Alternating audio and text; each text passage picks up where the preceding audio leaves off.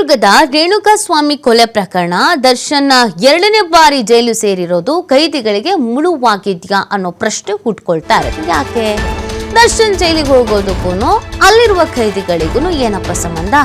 ಇವ್ರು ಜೈಲಿಗೆ ಹೋದ್ರೆ ಅವ್ರಿಗೆ ಯಾಕೆ ಮುಳುವಾಗತ್ತೆ ಅನ್ನೋ ಪ್ರಶ್ನೆ ಬರುತ್ತೆ ಅಲ್ವಾ. ದರ್ಶನ್ ಐರನ್ ಲೆಗ್ ಅಂತ ಟೀಕಿಸ್ತಾ ಇದಾರೆ ಅಂತ ಅಲ್ಲಿರೋ ಕೈದಿಗಳು. ಇದು ಐರನ್ ಲೆಗ್ ಆಗ್ಬಿಟ್ಟಿದ್ದಾರೆ ಇವರು ಅಂತ ಟೀಕಿಸ್ತಾ ಇರೋದಂತೆ. ಯಾಕೆ? ಜೈಲಿನಲ್ಲಿ ದರ್ಶನ್ಗೆ ಸರಿಯಾದ ಸೌಲಭ್ಯ ಸಿಗದ ಹಿನ್ನೆಲೆ ಈ ತರ ಖೈದಿಗಳ ರಾಜಾತಿಥ್ಯ ವಿಡಿಯೋನೂ ಹೊರ ಬಂದಿದೆ. ರೌಡಿ ಶೀಟರ್ ಕೇಕ್ ಕಟ್ಟಿಂಗು, ಭಯೋತ್ಪಾದಕರ ಮೊಬೈಲ್ ಬಳಕೆ, ಅತ್ಯಾಚಾರ ಆರೋಪಿ ಉಮೇಶ್ ರೆಡ್ಡಿಯ ಟಿವಿ ಬಳಕೆ ಎಲ್ಲಾ ವಿಡಿಯೋಗಳು ಸಾಮಾಜಿಕ ಜಾಲತಾಣದಲ್ಲಿ ವೈರಲ್ ಆಗ್ಬಿಟ್ಟಿತ್ತು.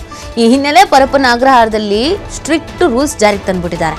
ದರ್ಶನ್ ಕಾಲಿಟ್ಟಿದ್ರಿಂದ ನಮ್ಗೆ ಎಲ್ಲಾ ಸೌಲಭ್ಯನೂ ಕಡಿತಾ ಇತ್ತು, ದರ್ಶನ್ ನಿಂದ ನಮ್ಗೇನು ಸಿಗ್ತಾ ಇಲ್ಲ ಅಂತ ಜೈಲಿನಲ್ಲಿ ಸಿಕ್ಕಾಪಟ್ಟೆ ಚರ್ಚೆ ಆಗ್ತಾ ಇದೆ ಅನ್ನೋದು ಗೊತ್ತಾಗ್ತಾ ಇದೆ. ನೋಡಿ, ದರ್ಶನ್ಗೆ ಹಾಸಿಗೆ, ದಿಂಬು, ಟಿವಿ ಏನು ಕೊಡ್ತಾ ಇಲ್ಲ ಅನ್ನುವಂಥ ಕಾರಣಕ್ಕಾಗಿ ಬೇರೆಯವರಿಗೆಲ್ಲಾನು ಸಿಗ್ತಾ ಇದೆ, ದರ್ಶನಿಗೆ ಮಾತ್ರ ಈ ತರ ಮಾಡ್ತಾ ಇದ್ದಾರೆ ಅಂತ ಫೋಟೋಸು ವಿಡಿಯೋಸು ವೈರಲ್ ಆಗಿದೆ ಅನ್ನೋದು. ಆ ಆಂಗಲ್ ಅಲ್ಲಿ ತನಿಖೆನೂ ಆಗ್ತಾ ಇದೆ. ಇವರ ಆಪ್ತನನ್ನ ಕರೆಸ್ಕೊಂಡು ತನಿಖೆ ಎಲ್ಲ ಮಾಡಿದ್ರು, ಧನ್ವೀರ್ನನ್ನ.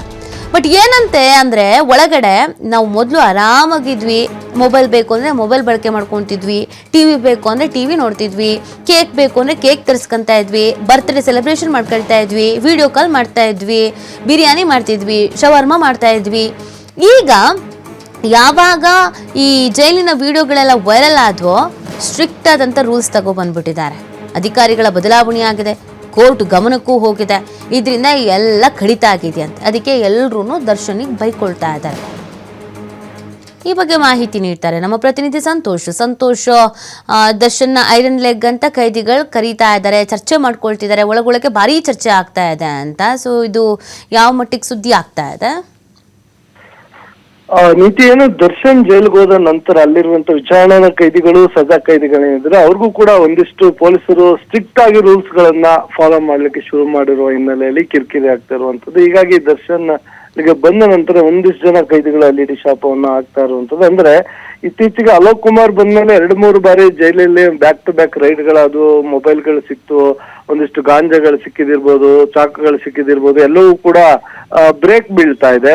ಮತ್ತೆ ಅಲ್ಲಿನ ಅಧಿಕಾರಿಗಳು ಕೂಡ ಅಲೋಕ್ ಕುಮಾರ್ ಬಂದ ನಂತರ ಸಿಬ್ಬಂದಿಗಳು ಕೂಡ ಒಂದಿಷ್ಟು ಯಾವಾಗ ಏನ್ ಕ್ರಮ ಬೇಕಾದ್ರೆ ಜರುಗಿಸ್ತಾರೆ ಅನ್ನೋ ಭಯದಲ್ಲಿ ಕೆಲಸವನ್ನ ಮಾಡ್ತಾರೆ.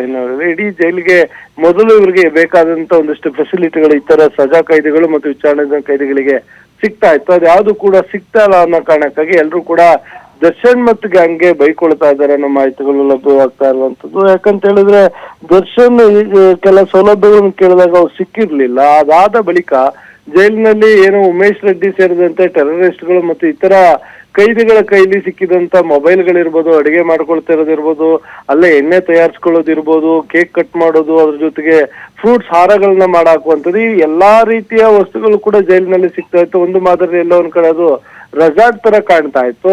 ಆದ್ರೆ ದರ್ಶನ್ಗೆ ಒಂದು ಹಾಸಿಗೆ ದುಮ್ಮೆ ಮಾತ್ರ ಕೊಡ್ತಾ ಇರಲಿಲ್ಲ ಅನ್ನೋದು ಒಂದಿಷ್ಟು ಆಕ್ರೋಶಗಳು, ಅವರ ಅಭಿಮಾನಿಗಳು ಕೂಡ ಹೊರ ಆಗ್ತಾ ಇದ್ರು. ಇದಾದ ಬಳಿಕ ಅಲ್ಲಿಂದ ವಿಡಿಯೋಗಳೆಲ್ಲವೂ ಕೂಡ ವೈರಲ್ ಆಗಿದ್ದು ಕೂಡ ನಾವು ಸಾಕಷ್ಟು ನೋಡಿದ್ವಿ. ಈ ಸಂಬಂಧ ಪ್ರಕರಣಗಳು ಕೂಡ 4 ಪ್ರಕರಣ ದಾಖಲಾಗಿದ್ವು. ಹೀಗಾಗಿ ಜೈಲಿನ ಒಳಕ್ಕೆ ಹಿಂದೆ ಏನು ಅಕ್ರಮವಾಗಿ ಹೋಗ್ತಾ ಇದ್ದಂತ ಯಾವುದೇ ವಸ್ತುಗಳು ಹೋಗದ ರೀತಿಯಲ್ಲಿ ಇತ್ತೀಚಿನ ದಿನಗಳಲ್ಲಿ ಸ್ಟ್ರಿಕ್ಟ್ ಮಾಡಿರುವಂತದ್ದು. ಅದರಲ್ಲೂ ಅಲೋಕ್ ಕುಮಾರ್ ಮೇಲೆ ಮತ್ತಷ್ಟು ಸ್ಟ್ರಿಕ್ಟ್ ಆಗಿರುವಂತದ್ದು. ಅಂದ್ರೆ ಕೇವಲ 2 ದಿನ 3 ದಿನ ಗ್ಯಾಪ್ ನಲ್ಲಿ 2 ಬಾರಿ ರೈಡ್ ಗಳನ್ನ ಮಾಡಿರುವಂತದ್ದು, ಎಲ್ಲಾ ಜೈಲುಗಳಲ್ಲಿ ತಪಾಸಣೆಗಳನ್ನ ಮಾಡ್ತಿರುವಂತದ್ದು. ಹೀಗಾಗಿ ಒಳಗಿದ್ದಂತವ್ರಿಗೆ ಸಾಕಷ್ಟು ಸಂಕಷ್ಟ ಉಂಟಾಗಿದೆ. ಹೀಗಾಗಿ ಎಲ್ರು ಕೂಡ ಇದೆಲ್ಲದಕ್ಕೂ ದರ್ಶನ್ ನೇರ ಕಾರಣ ಅನ್ನೋ ರೀತಿಯಲ್ಲಿ ದರ್ಶನ್ಗೆ ಬೈಕೊಳ್ತಾ ಇದ್ದಾರೆ ಅನ್ನೋ ಮಾಹಿತಿಗಳು ಕೂಡ ಇರುವಂತದ್ದು. ನೀತಿ. ಓಕೆ, ಥ್ಯಾಂಕ್ ಯು ಸಂತೋಷ್ ತಮ್ಮೆಲ್ಲ ಡೀಟೇಲ್ಸ್ಗಾಗಿ.